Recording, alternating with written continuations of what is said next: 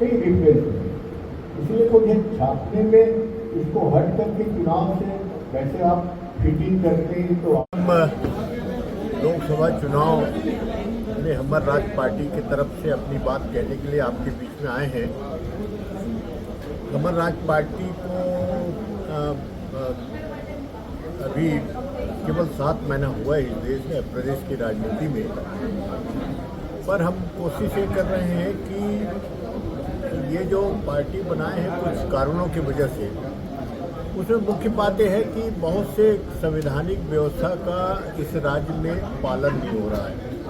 इससे SC ST OBC के समाज के लोग वंचित होते जा रहे हैं। तो बहुत से समस्याएं हैं, बेरोजगारी की समस्या, आरक्षण की समस्या है। इसको ध्यान में रख करके एक नई पार्टी खड़ा किया गया है जिसमें सभी लोग हैं। ऐसा नहीं केवल आदिवासी हो कि दलित समाज हो, और सबको हित को साथ ध्यान में रख करके किया गया है।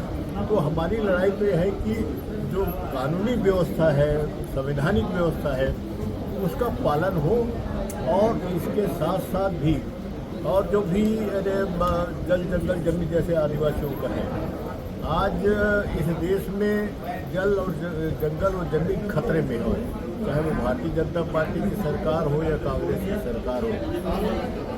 भारतीय जनता पार्टी ने इस देश के जंगल को प्राइवेट सेक्टर में देने की मन बना लिया है। उसमें कानून भी करीब करीब बदलाव कर दिया है। अब कांग्रेस पार्टी ने पेशा कानून, जो महत्वपूर्ण कानून था आदिवासी इलाके के लिए, उसकी ताकत को कम कर दिया है। तो ये चिंता का विषय है भविष्य के लिए। तो इसी को ध्यान में रख करके हम सबके अधिकार की लड़ाई, हम अपने अस्तित्व की लड़ाई भी लड़ रहे हैं। ऐसा नहीं है। आप मंत्रालय में रह चुके हैं, आप इसका हिस्सा रह चुके हैं, उस समय आपने क्या क्या प्रयास किया? देखिए ये जो समस्या पैदा हो रही है इस देश में या प्रदेश में 1991 के बाद, उसके पहले उतनी समस्या नहीं थी।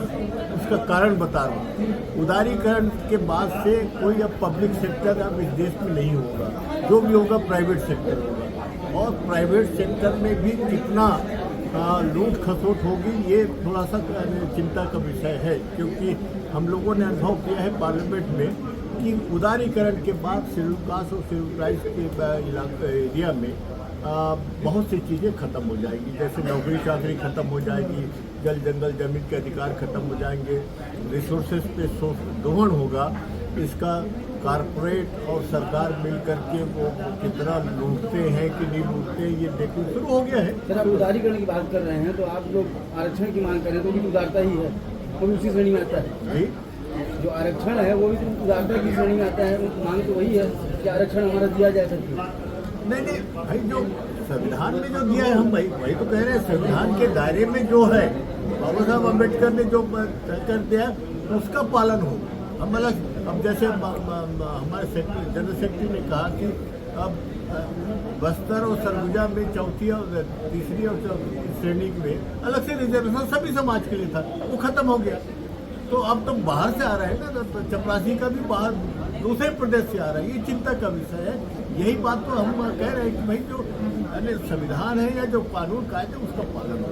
चलिए ठीक है, थैंक यू।